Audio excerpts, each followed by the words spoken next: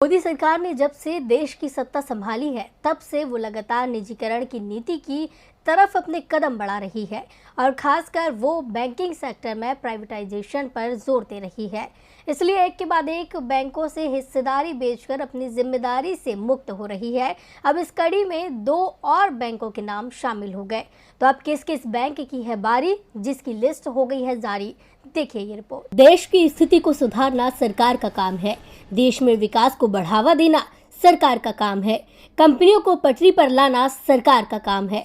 लेकिन सरकार इन सभी कामों में नाकामी कर रही है। इसलिए वो अपनी गलतियों को छिपाने और जिम्मेदारी से मुंह मोड़ने के लिए लगातार निजीकरण की राह पर कदम बढ़ा रही है।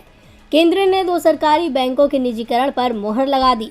नीति आयोग की रिपोर्ट के बाद सेंट्रल बैंक ऑफ इंडिया और इंडियन ओवरसीज बैंक को विनिवेश के लिए चुना गया।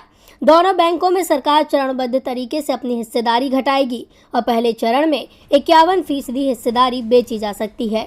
सूत्रों के मुताबिक दोनों बैंकों के निजीकरण के लिए केंद्र सरकार बैंकिंग नियमन एक्ट में बदलाव के साथ कुछ कानून में भी संशोधन करेगी। साथ ही आरबीआई से भी इस पर अंतिम सलाह ली जाएगी। सरकार के इस फैसले को लेकर अब सवाल उठने शुरू हो गए हैं। कुछ बाजार विश्लेषकों का कहना है कि महामारी में दोनों बैंकों की हिस्सेदारी बेचना सरकार के लिए बड़ी चुनौती होगी।